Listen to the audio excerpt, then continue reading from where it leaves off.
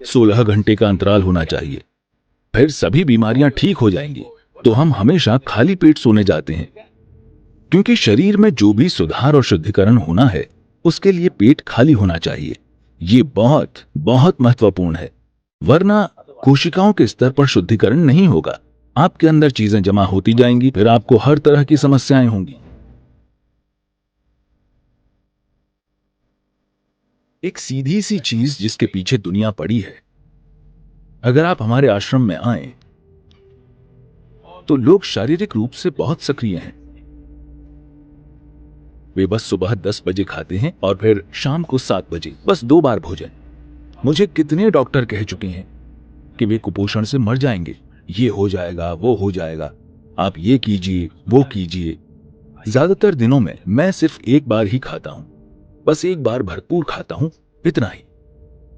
Doctor मुझे कह रहे हैं, नहीं सदगुरु, आप इतनी यात्राएं करते हैं, ये हो जाएगा, वो हो जाएगा, आपको 4 घंटे में कम से कम एक बार खाना खाना चाहिए, कुछ तो खाना चाहिए। मैंने कहा, मुझे अकेला छोड़ दीजिए, मैं ठीक हूं। पर अब अमेरिका की एक बहुत बड़ी यूनिवर्सिटी कह रही है, रुक रुक कर उपवास कीजिए। ये कोई बकवास नहीं है, अच्छी चीज है, लेकिन उन्होंने ऐसी चीज फिर से खोजी है जो हम हमेशा जानते थे। अब हर कोई कह रहा है 16 घंटे का अंतराल होना चाहिए, फिर सभी बीमारियां ठीक हो जाएंगी। मैंने हजारों लोग देखे हैं जो सिर्फ इसलिए स्वस्थ हो गए क्योंकि वे हर समय ठूंसते नहीं रहते। जब पेट पहले से ही भरा हुआ हो, योग केंद्र में लोग हमेशा शारीरिक रूप से सक्रिय रहते हैं, तो दोपहर 3:30-4 बजे तक हर कोई बहुत भूखा हो जाता है। उन्हें बहुत भूख लगी होती है, लेकिन हम उसके साथ जीना सीख लेते हैं, क्योंकि खाली पेट होना और भूखा होना 2 अलग चीजें हैं। भूख का मतलब है आपकी ऊर्जा गिरने लगी है, पर खाली पेट होना अच्छा है। पेट खाली होने पर भी आपका शरीर और आपका दिमाग सबसे अच्छे से काम करते हैं। तो हम हमेशा से ये पक्का करते हैं कि हम इस तरह से खाएं, हम कितना खाएं कि खाना खाने के 2 से ढाई घंटे के बाद हमेशा हमारा पेट खाली हो जाए। तो हम हमेशा खाली पेट सोने जाते हैं, क्योंकि शरीर में जो भी सुधार और शुद्धिकरण होना है उसके लिए पेट खाली होना चाहिए। ये बहुत बहुत महत्वपूर्ण है, वरना कोशिकाओं के स्तर पर शुद्धिकरण नहीं होगा। आपके अंदर चीजें जमा होती जाएंगी, फिर आपको हर तरह की समस्याएं होंगी। जब आप भोजन को छूते नहीं हैं, तो आप नहीं जानते कि वो क्या है। अगर भोजन छूने लायक नहीं है, तो मैं नहीं जानता कि वो खाने लायक कैसे होगा। हमें पहली चीज ये सिखाई गई थी कि जब भोजन सामने आए तो उस पर कुछ पल के लिए अपने हाथ रखो, बस महसूस करो कि भोजन कैसा है। अगर मेरी प्लेट पर कुछ आता है तो उसे महसूस करके मैं जान जाता हूं कि क्या खाना है और क्या नहीं खाना। जो भोजन आपका हिस्सा बनने वाला है, सबसे पहली चीज आपके हाथ है। अगर उसे आप नहीं भी छूते हैं तो बस वहां सचेतन होकर होने से साफ पता चल जाएगा कि भोजन आपके अंदर कैसा बर्ताव करेगा। ये भोजन इस दिन आपके अंदर जाना चाहिए या नहीं, क्योंकि हर दिन आपका शरीर वही नहीं होता। हर दिन हर पल ये अलग होता है। अगर आप भोजन को महसूस करें तो आप जान जाएंगे कि आज इस भोजन को आपके अंदर जाना चाहिए या नहीं। अगर इतनी जागरूकता आ जाती है तो हमें लोगों को ये बताने की जरूरत नहीं होगी कि उन्हें क्या खाना चाहिए। अपने भोजन को चुनना और खाना, ये दोनों चीजें सचेतन होकर कीजिए। आप क्या खाते हैं उतना ही महत्वपूर्ण है कि आप कैसे खाते हैं। जब मैं कहता हूं कि आप कैसे खाते हैं, तो ये सभी जीवित चीजें हैं। उनमें से हर एक का अपना जीवन था, चाहे वो सब्जी हो, जानवर हो या पौधा हो, हर किसी का अपना जीवन था। अब आप उसे एक तरीके से भोजन बना दे रहे हैं, तो आपको उसे चरम कृतज्ञता के साथ खाना चाहिए। अगर आप अपने भोजन के प्रति एक खास कृतज्ञता और आदर की भावना रखकर खाएंगे। जब मैं आदर कहता हूं तो ये आपको अजीब लग सकता है, लेकिन मैं आपसे पूछ रहा हूं, मान लीजिए हम आपको एक कमरे में बंद कर दें और आपके पास 5 दिन खाने को कुछ न हो। अगर आपके सामने भगवान आ जाए तो आप क्या मांगेंगे? खाना। तो ये इतना ही महत्वपूर्ण है। आपको समझना चाहिए कि आपकी थाली में भोजन बस कोई पदार्थ नहीं है, ये कोई सामान नहीं है, ये जीवन है। ये आपके लिए जीवन निर्माण का पदार्थ है, तो आपको इससे वैसा बर्ताव करना चाहिए। अभी जब ये थाली में है या बाहर कहीं है तो इसकी कोई कीमत नहीं है, लेकिन जिस पल आप इसे खाते हैं तभी आपका खून और मांस बन जाता है। अब अचानक ये बेशकीमती हो जाता है। हम ऐसे क्यों नहीं जीते हैं?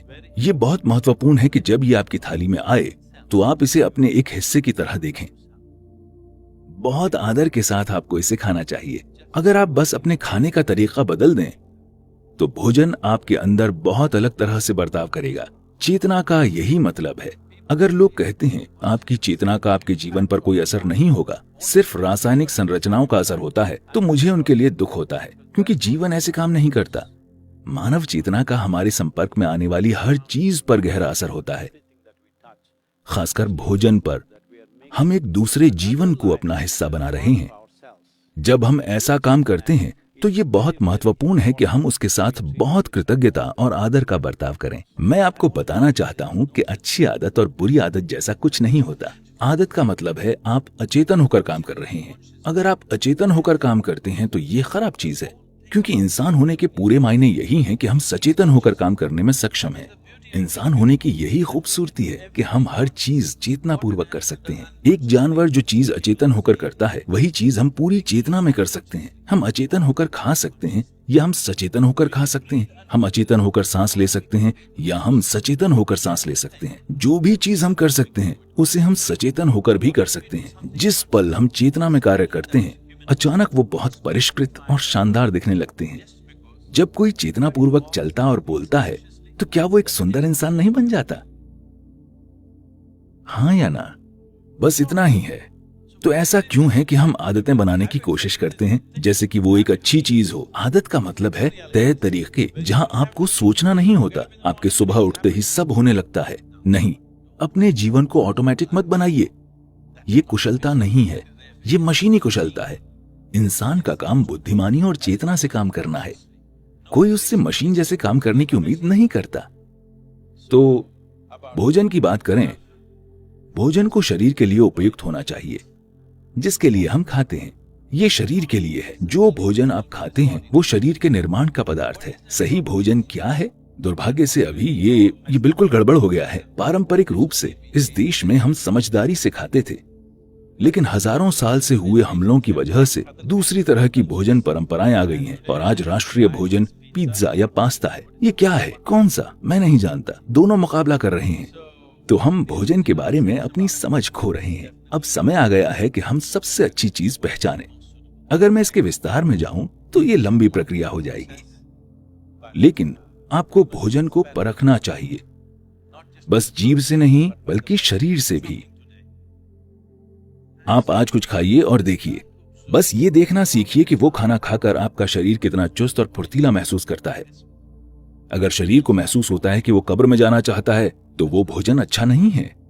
अगर वो भोजन खाकर उसे लगता है कि जीवन जीना चाहिए कॉफी को छोड़कर, क्योंकि वो उत्तेजक है।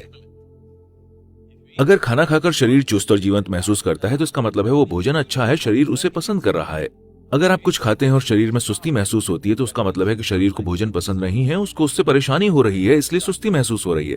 तो बस इस आधार पर मेरा मतलब है ये एक बहुत ही सीधा और आसान तरीका है।